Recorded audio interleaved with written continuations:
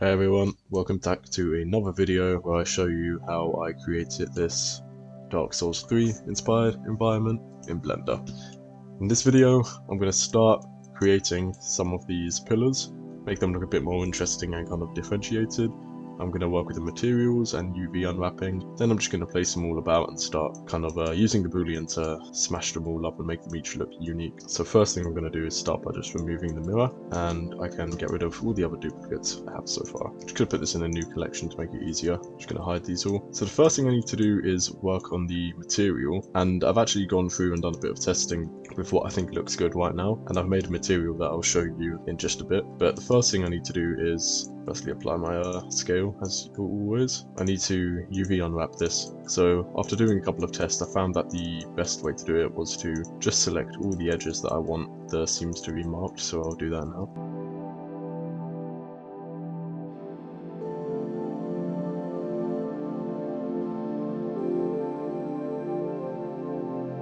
And I could just mark one edge in the corner, and that should be enough. If I now go mark seam, and I'm also just going to delete this bottom face here because you're not actually going to see that in the render, and it's just going to take up space on the UVs for this object. So now that I've done that, we go angle based, take a look at what that looks like. Now the problem with this that I got before as well is that we have these curved kind of islands here, so what I'm just going to do to fix that is go to edge mode in the UV editor, select the top of one square, click this button to align it horizontally. It makes the lines kind of straight.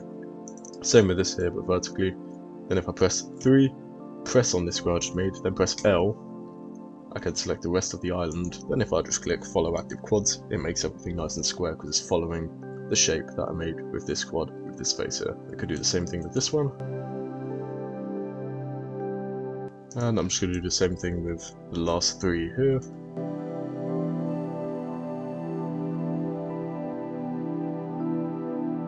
Okay, so this looks a bit better. I'm still going to do some changes to it later, but for now, I'm going to add my material, which I'll quickly just show you what I made. I did grab these textures off Holyhaven. So I've got this stone brick material I made, which is literally just a normal printable BSDF with the textures that I will even link in the description. So I'm literally just blending between a kind of stone brick texture and a mossy texture, and I kind of changed the colors a little bit with some RGB curves and a hue saturation value node here, and then just used a noise texture to kind of blend between the two different textures here. And one more thing that I do need to do is actually turn the whole UV grid sideways, because right now the bricks are kind of facing in the wrong direction. It's a little bit hard to see with how the moss is blending over it, but if I go to UV editing, select all R90, it will rotate them, and again it really doesn't make that much of a difference, but when testing I realized it kind of does, so I'm just gonna do that anyway. So you can see here the bricks are kind of facing the right way, but again it really doesn't make that much of a difference, so not a huge deal. Just make sure these are in the grid still. Yep, they are. Then another thing I need to do is add the bevels. So I'm going to go through and select everywhere I want to be a kind of sharper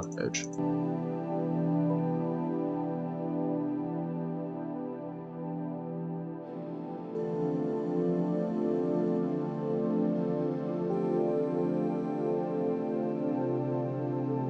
Okay, so I think that is all the edges I want to be sharper. I'm just going to bevel it, smallish amount, 2 segments, and apply. Make sure it's actually added it everywhere. I think that looks good. Now if I shade smooth and go into material preview, that's looking pretty nice. Now in case you saw earlier, I've also got this damaged stone material, which looks just like this, and where I'm planning to use that is where I'm going to have these sections that are cut through into the stone, and then I'm going to get those extra faces and give them the damaged stone material, which I will put the link in the description to this material as well. And I'm sure everyone already knows this, but you can use the Node Wrangler add-on to literally just automatically set this whole kind of a node group up. So if you are following along, we're going to do something similar. I recommend just doing that. But now I'm going to bring it back to the stone brick, and we have our first pillar set up here. So I'm going to bring everything else back because I need to place these around in the different areas where I want them to be. So like in between these kind of arches.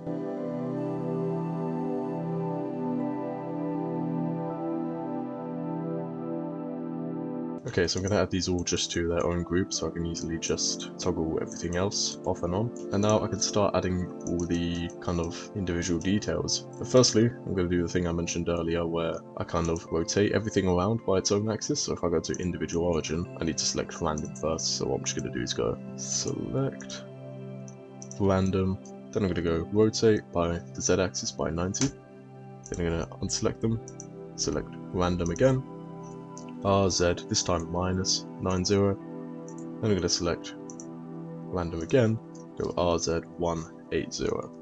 So now, where all the materials are kind of exactly the same as each other, now at least they're rotated around randomly, so they at least look a little bit different. For example, here you can see this area has some small kind of spotty, kind of orangey, stony bits coming through, whereas this side doesn't really have that exact detail. They still do look generally quite similar, but this will create just slight differences between them all. So I'm going to work on this one first. What I need to do is kind of create a shape that's going to be a bit natural looking, like just general debris, kind of broken up material. So to do that, I'm going to get a cube, just subdivide it, make it a bit bigger. I'll bring it where I can actually see it. I will use a simple deform first. I'm just going to add a couple of them on top of each other. I'll just change the type, apply all of them. Now get a displacement map. Now I already made this texture earlier. Oh, texture's gone. That's alright. I'm going to add a new one. Go down here and select let's go with clouds. Go back up here and change the strength to a bit less crazy. Something kind of like that. Then if I use proportional editing with the random mode selected, kind of pull these guys this way, pull these guys this way, pull these guys down, and it creates this kind of strange shape. If I want to fix it a tiny bit to make the topology a little bit better with just smooth vertexes, and we get this nice kind of look. I'm going to actually check first to see if my camera can see the pillar that I'm about to be adding detail on, which I'm thinking of using this one. So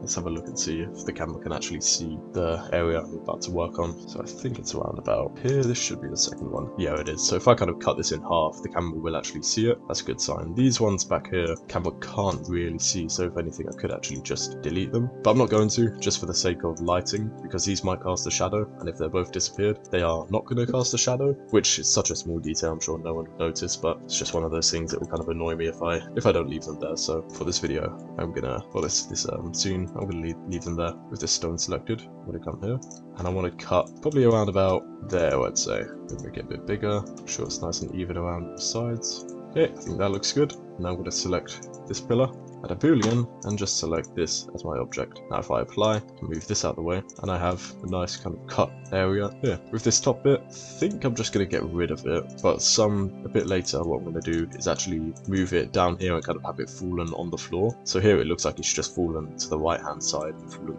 out of the scene that we can see, but I'm going to cut it in half and make it just lying across the middle. I think that will just look quite cool. So here obviously I need to fix the materials, because right now it's still the same material as what we've got for the rest of the object. Doesn't look terrible, but I kind of like the idea of having a separate material for where it's been broken. So just one thing to point out, in solid shading mode, this is going to look quite bad because we've really got bevels that are just instantly being cut off, and it doesn't really look very nice here. But if you go into material preview, you really can't see any issues at all, which is very convenient in this case actually. To add our second material, we go up here, click plus, and go damaged stone. Now the areas I want to be damaged are these ones. Luckily the topology here has kind of done a pretty good job actually. Usually it doesn't, and you need to kind of do a bit of kind of fixing up in this area. It's worked out well here, so I'm just going to assign this area, and we have a nice damaged stone. There is clearly a visible seam here, but it's going to be really hard to tell. Probably impossible actually with where the camera is. So in this area it's not too much of a problem, and if it does cause a problem later, I'll just have to kind of maybe move this vertex up a bit, just kind of play around with with some things and see what I can do. I can always unwrap just this top area if I have to as well, but for now this is looking good. I'm going to do this with all the other pillars in the whole scene. I'm going to do that speeding up the footage because I don't think it's going to take a really long time if I explain what I'm doing with every single one, but that's generally the idea of what I'm going to be doing. I've still got my stone down here, my kind of broken rock formation that if I want to use, so I don't need to keep creating it again and again. But it might be a good idea to do that. I'll actually just show an example of that now. For example, if I want to, I'll duplicate this, and I'm going to make it kind of a stretched shape. So I'm going to bring it up here, down here, and now I'm also going to kind of drag it out a bit on the x-axis. Now I will do it to this one this time, this pillar here, bring it over, maybe that kind of angle, just drag it up here, oh not that, just drag it up here, make it a bit higher than the one before, something like this. Yeah, I think that looks good. And I'll add my boolean with this guy, need to apply it, then move it out of the way. Now it just gives a bit more of a kind of slanted, damaged area, so it's not just straight, which can just look quite cool because even the silhouette is very different here, which is, I think, looks quite nice. I'm just going to delete these vertex up here and do the same thing we did before. Add our second material, and put that one, delete this one, and assign it. And yeah, think that looks pretty good. Just move this down out the way. And so it's just things like that I'm going to add through all of the pillars, make them look nice and cool. Maybe one I'll have, like I mentioned before, kind of falling over a little bit, like something like this. And I might just crack it in the middle here and make it fall even more. Maybe have one where it's, yeah, fully falling into the middle. Just anything I can do to make these look less repetitive will very much help. So in the camera view, this will already look a lot nicer, especially after I've added all those details to every single pillar. So it looks like this right now. As you can see, it's clearly been cut off here and here, and I think that looks quite nice. So I'm going to reset my animation to the beginning. Next thing I'm going to do is the same, but down here. So I don't need to delete everything and replace it all, because I am going to do that anyway, because I actually need to UV unwrap all of these bricks. It's going to be should be too hard. I'm thinking with this, because they're nice and square, I can probably just do a smart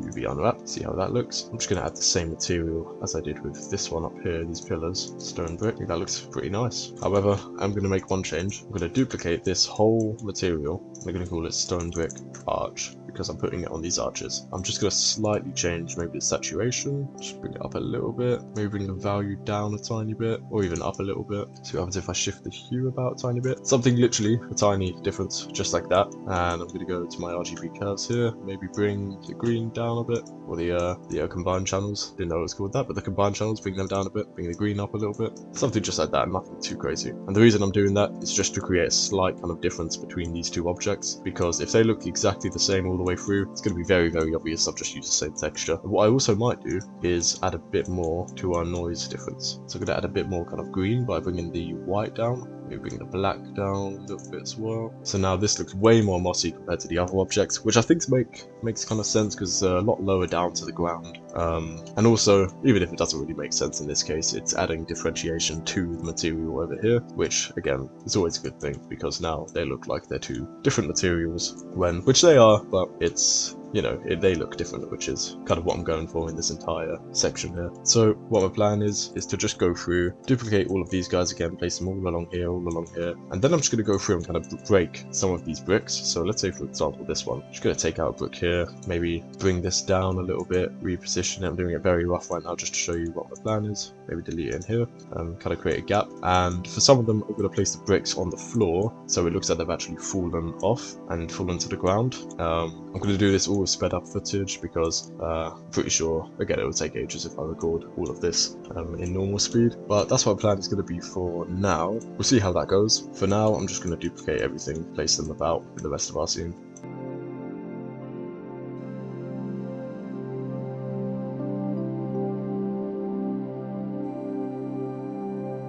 So I'll just do this one quickly for a kind of example. So I'm going to do what I said before, delete this brick. Actually, I'll put it to the ground. Or this one, I don't really have to do anything because the camera's not going to see it. But I think if I highlight this and check in the animation what that looks like, if I can actually see it. Otherwise I'm going to be adding detail for no reason really.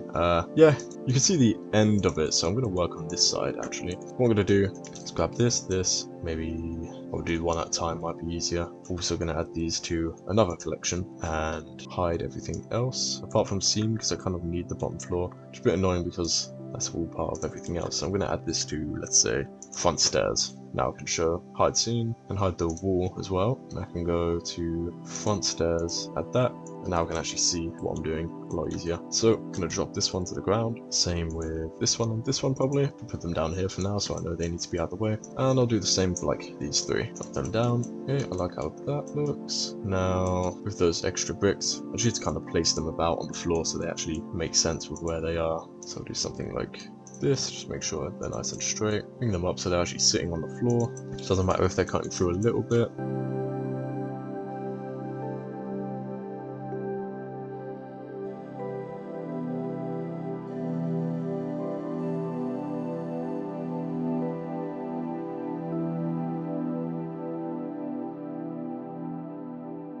Something like this I think looks pretty nice. So now our camera view with everything else showing. It's good because it's starting to fill up the floor a little bit, which right now is just completely emptiness. And it also does the job of making everything look a bit different. So you can see there's a couple of little bricks just there on the side. So what I think I'm going to do is probably just finish the rest not recording, because I'm really just going to do more of the exact same thing I've done here and up here. What I will show though is just one thing, and that's where I'm going to add the pillar that's kind of fallen into the middle here. I'm going to take this, just going to duplicate it. I'm going to make it really kind of thin. I really want to make it like a small cut, something like that. And let's say I want to make it on this pillar here on the right hand side. Make sure our slice is making sense and going diagonally across that way. Bring this over here, then let's say I want it to be around about there. It can't be too big because it needs to actually fit in here. So I want it around about there. Just grab this guy, Boolean, do the exact same thing before, drag this out of the way. Now I've got two parts of this object. Go into vertex mode, press L to select it, and I can just bring this down, rotate it by 90. I think if anything it's actually going to be rotated a little bit less because it should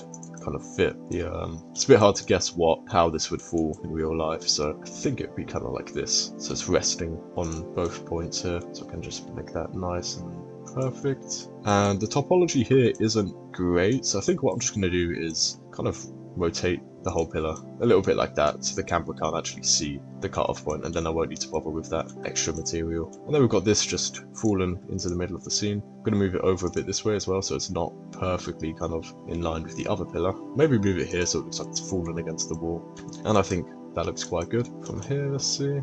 In camera view as well, so I'm hoping you can actually see the other pillar. If not, I can just move the whole thing, swap it with another one. Can't exactly, but you can kind of make out what has happened here. I might swap it with this pillar though, so you can actually see it a bit more. So if I move this over by, how much do we need to move it by? Let's see, be around about that maybe. I'll just copy this value here. I'll grab the other one and move it back the other way. Paste that value but make it negative this time. Cool, and now let's check the camera. Now you can kind of see it a bit more where the kind of slice has happened. And you can see this in the main walkway here. So I think that looks quite good. I might just quickly show how I'm going to go about adding the pillar that's kind of fallen to the side. So I think I'm going to pick, let's just say this one here. So what I'm going to do is make sure I'm rotating from the individual origin, which is down here. I'm just going to go R, Y, I'm just going to have it falling all the way over, so it's actually touching this pillar here. Let's find a nice point where it's kind of perfectly laying on it. Just like that looks good. And from the camera's perspective, that might look okay actually. I've kind of purposely done it behind this arch here, so I don't really have to add much detail. But I think it might be a good idea to now go in and create some damaged sections with this original rock, because if it's falling all the way over here, it is going to get a bit damaged. I think in real life it's not going to stay a nice stable structure. So I think I'm going to add some damages here, definitely add some damages up here as well, because this has just had another pillar fallen into it, and then it will look a lot more realistic. I'll maybe have some sections fallen to the ground here as well. I could probably just easily fake that by adding some of the bricks that we have back here by the arch on the floor here, just make some kind of fake debris. And then also later on when we have grass and stuff popping up, it's going to be a lot harder to see what's here on the ground anyway, but I'll add that because all these small details help make the scene look a lot more interesting. So this is where we're at now, and that's going to be everything for this video. Hope you enjoyed, and I'll see you in the next one.